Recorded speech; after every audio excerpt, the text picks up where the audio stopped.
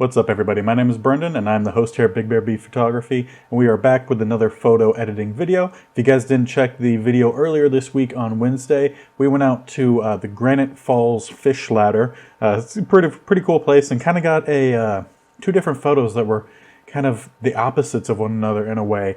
We got one really big rushing waterfall, not necessarily a tall waterfall, but a very long waterfall with rapids crashing. So we're going to be editing that photo, but then we also got the opposite of that and got a tiny, the waterfall is probably about this tall, but we're able to kind of make that look a little bit grander with the techniques in which I used to shoot that. I'll talk a little bit about that in this photo editing video, but to see exactly how I did that and the process of which that took, you can definitely check out that video earlier in this week.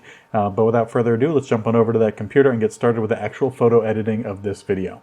Alright, so here you see all the different photos that I took. Took a bunch of different ones of the big falls.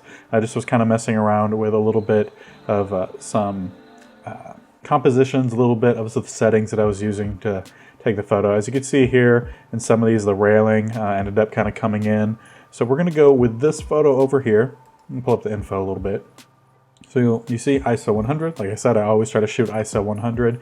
We used f16 to get as much of this photo in focus as possible, and it was 1/5 a second of shutter speed, and it was taken at a focal length of 31 millimeters. It's not exactly 31 millimeters because my camera is a crop sensor.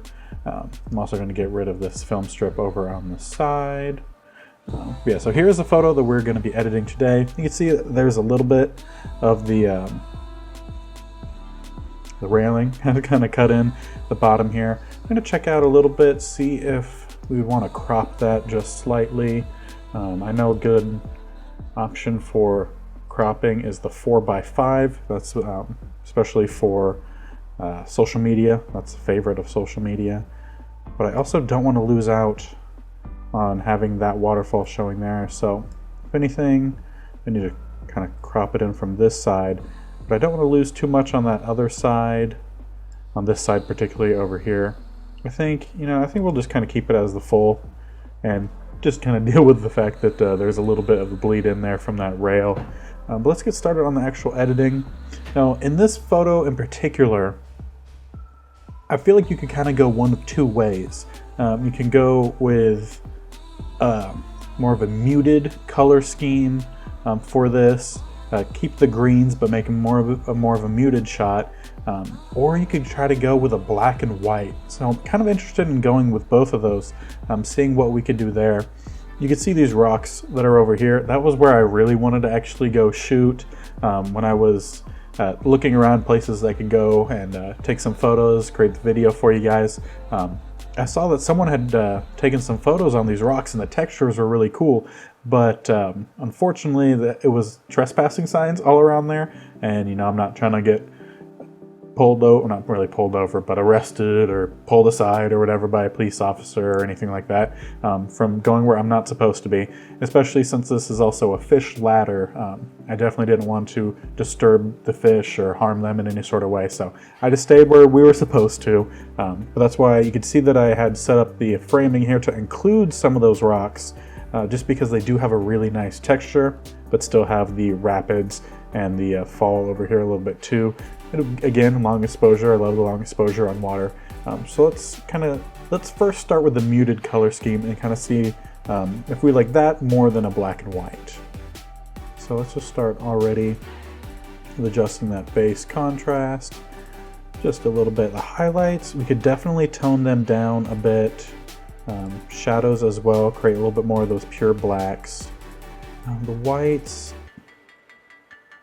I think I'm going to raise the pure whites just a little bit, but also again darken those blacks.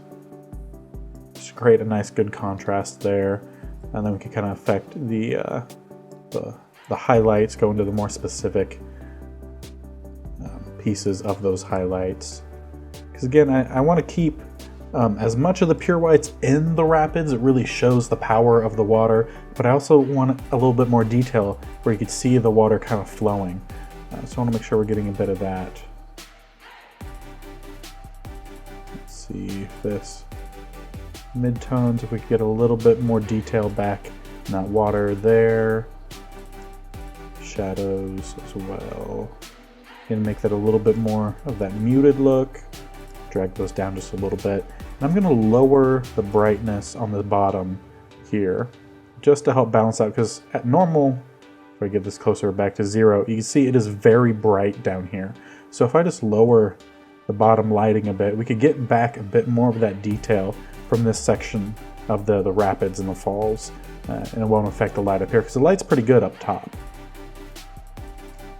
Saturation, we're not going to affect there. Highlights, you need to affect that too much. I think the split toning, I don't think we really need to mess with the split toning on this one, but I do want to change the luminance and the saturation and possibly even the hue here in this photo. So I do want to kind of darken a bit of those greens, maybe even the aqua too, because that's not really going to affect the water too much, but it will change a little bit of the base of the trees in the back, because they kind of have a little bit of that aquaness to them.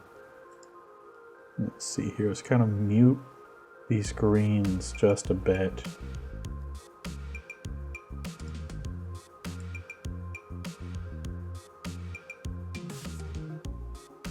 It's also going to affect the color on these rocks over here when we're adjusting the aqua, and probably even the blue as well. Yeah, that's definitely going to bring back a little bit of that color. Let's see what we want to do with the hue. So I actually like dragging that yellow to be a little bit more towards the yellow side. Brings out a little bit more of the fall colors. And the greens, want to definitely make those a little bit more green.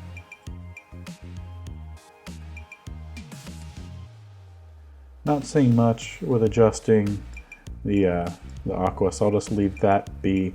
And then I'll click this eye icon. I just want to take a look at the difference of just that. Yeah, that makes a huge change to the photo. Takes off a little bit of the green reflections on the rocks, mutes the background a bit, and just really makes that waterfall or rapids the main focal point, which obviously, I mean, it is. And then I'm curious here with that polarizing filter if that would really affect the water much at all. Just kind of takes a little bit of the edge off of those whites, which I'm not trying to really do. And then let's see if we want to do a vignette. I think, yeah, we can bring in a little bit of a vignette. I don't want to make it too strong, but I don't really know if we need much of an inner light. I think the inner light would just make the center part a little bit too bright there. And then we're going to add a little bit of, again, a little bit of that structure and a little bit of sharpening. That's mainly, again, for posting to social media to make sure it's not crunched down too much and loses too much detail. So this is the first edit, so obviously big difference here. This is what it was originally, and here's what it's at after. Kind of close to a combination almost of the muted and black and white, because that's really what a lot of the color here is more of the white and blacks with a little bit of some of that muted green and oranges. But that's a huge difference. Really like the way that turned out. But I'm also curious here, if I go in and add a filter, and I find the black and white conversion. Okay, so you could already see there kind of what that is going to look like. Very curious to see if we could maybe make this a little bit more punchy. So that's not going to change much there. Definitely want a bit more of that contrast, but I don't want to lose much of the detail. So let me maybe just go in, darken the blacks a little bit. Maybe even the whites as well. Kind of bring up the detail a little bit. Kind of curious on what you guys think there. If you like the black and white more, or if you like the kind of muted colors. I can't decide myself. I think I'm actually going to export both of these. Maybe put it up on a poll or something on my Instagram, BigBearB Photography, same name as the YouTube channel. Kind of see which one we think, or you guys can vote on it, see which one everyone else likes more, but I think that's really fun. So I'm going to keep both of these kind of saved here. I'll just turn it off, and if I want to, when I export the white one, or the black and white one, I'll click that eye icon, reset it back on. But that's really fun. I like that. That turned out a lot better than I was kind of worried about it a little bit when I was taking the photo, just because I wasn't quite able to get that composition that I really wanted on those rocks with the texture. But I'm sure we'll find another place where we could get some fun texture on some rocks. Yeah, that one's really fun. I like that one. So let's jump over to our second photo that we took. Again, this was one that was much smaller than the first photo, because obviously you saw how big that was and the power behind the water. And then here's the other one. You can see really small. The thing was only probably about this big. It honestly is probably just a runoff coming from the highway, not really a highway, but the road up above, kind of just crashing down. So much of a different size, but still makes it look fun and grand. And I, again, love the long exposure on this. It's really nice. The one thing that I do wish that I did when I was taking this is, as you could tell down here, it's in like a soft focus around here, and then it's out of focus here. What I should have done is done a photo stack, a sharpness stack, a focus stack. So obviously I focused over here for the falls, and that has it in sharpness here, and then kind of fades out, and then is out of focus by the time we get here. I should have used that one, obviously this one that I have here, with the focus back here, but I should have taken a second one with probably the focus on this rock, maybe even on the tip of this rock, and just had the whole thing in focus. That could have been a real fun way of taking this. This way isn't too bad. I think I might crop it a little bit, but with the bottom here being a little bit out of focus, that's definitely going to draw your eye up towards the waterfall, which again is what the main focus of this is. We're not going to do a black and white on this one. I don't think that quite fits with this photo here. But I really just kind of wanted to capture the tale of two sides, kind of, when it came to this location with such a big, rapid waterfall, and then the tiny little runoff kind of that was happening along the trail down to the fish ladder itself. So I'll just kind of, again, mess a little bit with that base contrast. Highlights, I kind of want to raise that just a little bit. Shadows, we'll darken that down again. We might go in and kind of make it a little bit more of a muted photo here as well.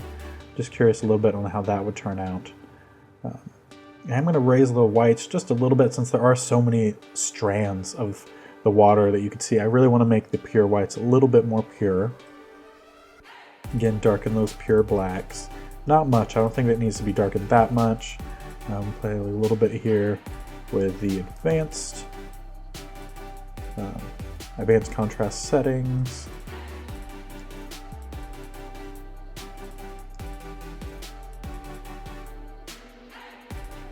And then on this one, we'll kind of go a little bit of the opposite way. So on this one, you see we drug the slider left. This one, we're going to raise it to the right. And that's going to allow us to keep those pure whites without overdoing some of the strands that are kind of flowing off the side. And we'll just raise that just a little bit. We're not going to mess with the shadows too much. Again, might even drop the lighting in the bottom again to bring that focus to the waterfall. Split toning in this one. I am curious a little bit on the shadows. If we kind of come in with a little bit more of a warm fall tone. So I don't want to make the change too much. I feel like just add a little bit of warmth, bring out a little bit of the orange in the leaves and kind of the colors of the rocks just a little bit. And then in the highlights, I don't think we need to add much of anything. Also even drag this a little bit towards the highlight just to remove a little bit of that saturation of the split tone in the shadows. Now again, let's try to play here kind of with what we did in that first one. Just checking the time on the camera real quick. Kind of mute the greens just a little bit. Not too much that it looks, too fake and not quite realistic, but I do, let's see, I punched that down a little bit too much. I want to kind of mute these down a little bit because it looks really bright, like it was almost a sunny day, which it definitely wasn't. If you watched that video, you saw that we were getting soaked while it was just pouring down on us. I'm going to lower this aqua a bit just because it's going to take a little bit of the super highlights off of the fern back here. And then let's go play a little bit with the saturation as well. Again, just want to move that green down just a little bit. Obviously don't want to get rid of too much of the color, but we do want to have it be a little bit more of a not as highly saturated image. I'm actually going to raise this aqua a little bit because I do like what that was doing. Let's play with the hue as well. I'm going to shift the oranges to be a little bit more red. I'll shift the yellow down a little bit to be a little bit more yellow as well.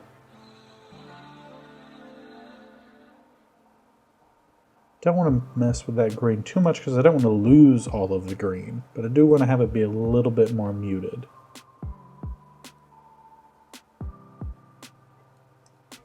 Alright, so if I click this eye icon here, we can see the big change here. Very highly saturated, almost kind of in a way looks like fake plants a little bit. Tones them down, brings up a little bit of the oranges, kind of clears up the water a little bit too. That turned out quite nice. See if I could clear up the water a little bit here. The bottom of it will just affect the waterfall, so I don't want to mess with that.